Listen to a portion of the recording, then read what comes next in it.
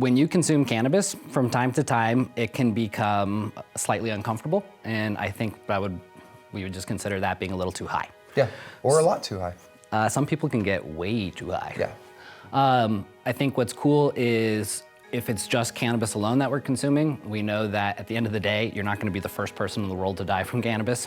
And when you're too high, sometimes you think that that's what's gonna happen, and it's not. So it's okay, and the best thing to do is simply remind yourself.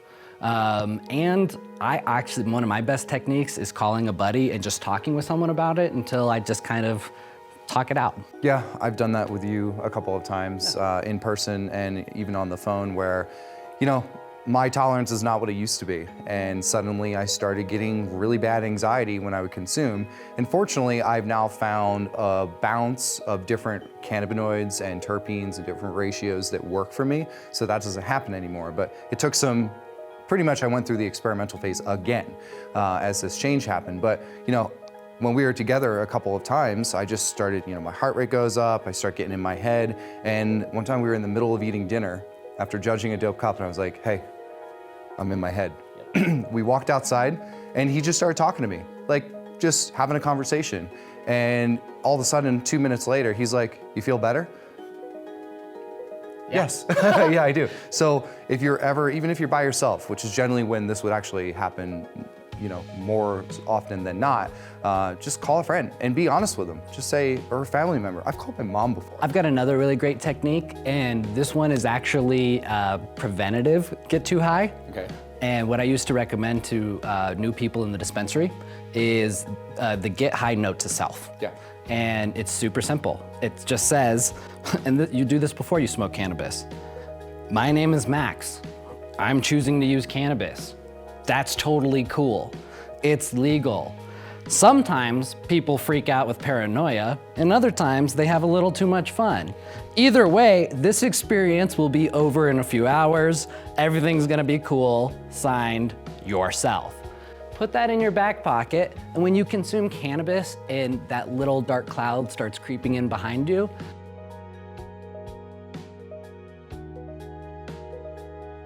you can actually pull it out and be like, you know what? It is okay. Everything's all right. You can have that conversation with yourself. Yeah. But what about all the techniques to chemically bring yourself down from being too high? Can't you just smell black peppercorn? No. Okay. So there's this big myth in the industry that if you get too much anxiety from THC or whatever it is that you're consuming, that you should either smell black peppercorns or you should suck on black peppercorns like they're, I don't know, a cough drop or something like that. That would actually just taste kind of Yeah, gross. it doesn't seem, and this is why this myth came to be. So one of the most dominant terpenes found in cannabis is beta-caryophyllene. And beta-caryophyllene, as of right now, and all the research we have on cannabis and terpenes, it is the only terpene that actually binds to the CB2 receptor and lights it up. It's considered to be a partial agonist. So what people say, based off of research that's been done on beta-caryophyllene, that if you have an agonist of CB2 receptors, that they actually help with anxiety. And if it were just that, it would actually make sense. But here's the thing.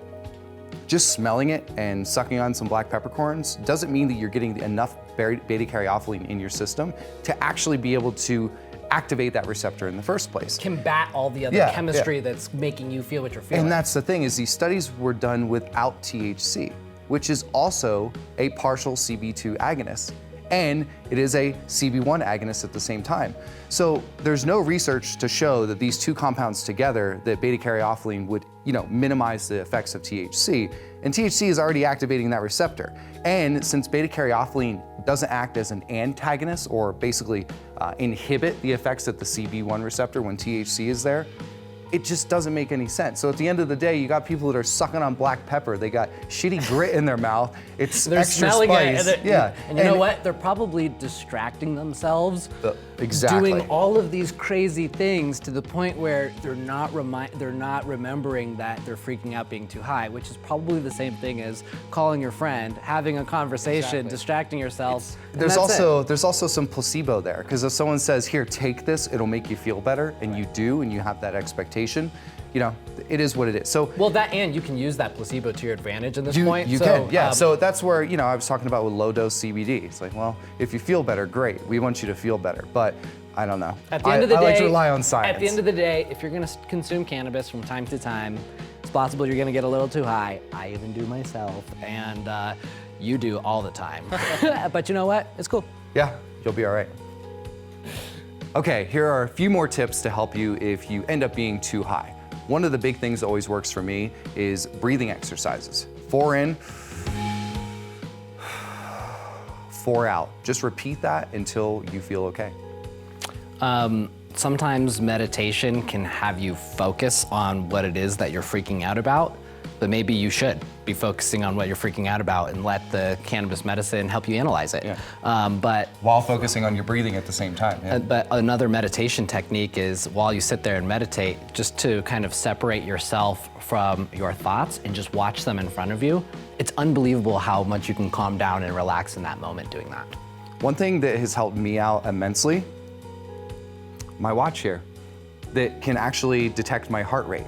It actually just told me to breathe. How about that? There you go. So there's been times where I've felt like my heart was just like going through my chest.